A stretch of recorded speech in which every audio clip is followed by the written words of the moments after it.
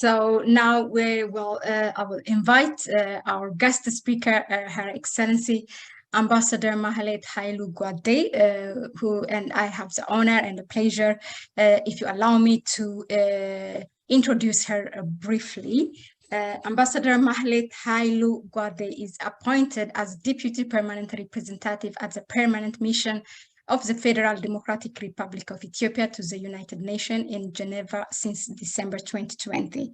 Ambassador Mahlet began working at the Ministry of Foreign Affairs of Ethiopia in 1998. She began her career at the African Department and later joined Permanent Mission of Ethiopia to the African Union. In 2004, she was posted to the General Consulate of Ethiopia in Los Angeles as a vice consul. She also worked in Ethiopia Embassy in Paris, where she served in different capacities, including as the charge d'affaires for 1 year, from 2009 to 2010. So upon her return to Addis Ababa, Ambassador Mahlet was assigned at the Prime Minister's office as a Director Protocol and Foreign Relations. She was responsible for organizing the day-to-day activities of the Prime Minister, amongst others. Following that, she was appointed as a Deputy Permanent Representative at the Permanent Mission of the Federal Democratic Republic of Ethiopia to the United Nations in New York from 2016 to 2018. There, she particularly covered the United Nations Security Council as a mission, among other things. Prior to her current appointment, Ambassador Mahlet holds the permanent secretary position at the Ministry of Foreign Affairs and was responsible for Asia, European, and American and multilateral affairs. Ambassador Mahlet Hailu holds a bachelor degree in political science and international relations from the Addis Ababa University in Ethiopia, and her MA in international relations from CNAM. That is Conservative National Desert Métiers, if I pronounced it right, in Paris. So she understands and writes and speaks fluently. She's multilingual. So Ambassador Mahlet Hailu is born in 1976 and the mother of one daughter. Ambassador, the floor is yours.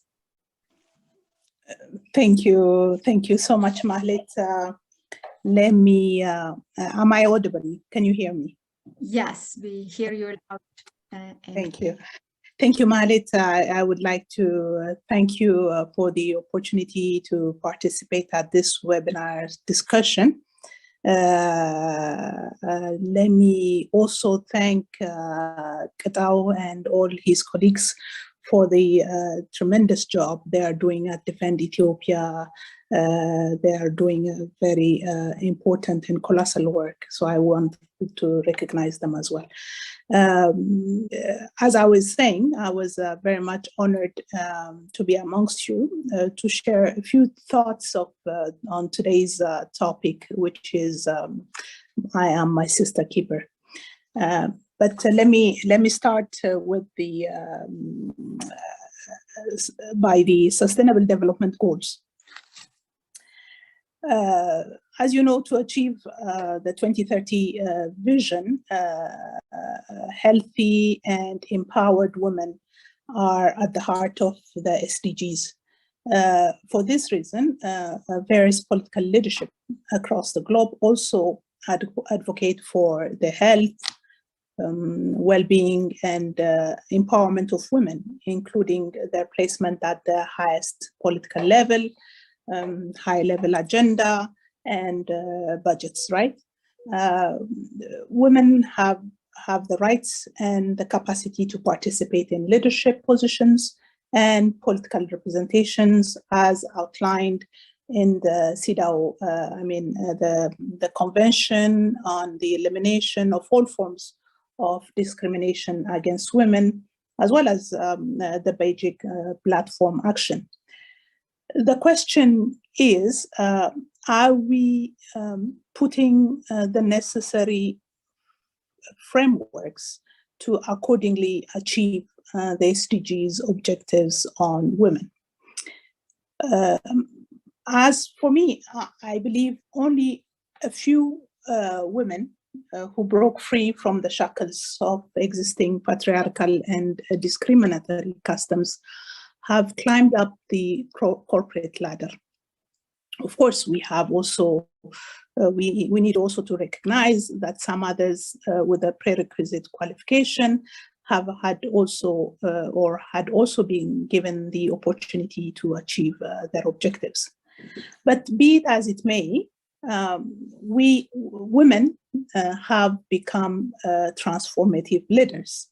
Their performance at the helm of the leadership is much more building an organizational culture, creating state of peace and harmony, and sustaining growth, as they have wider perspective on various issues and believe in collective decision making process. Their management and unique characteristics make them successful in leadership position. Even with a multitude of responsibility, women at the helm of organizations have demonstrated their ability on numerous occasions.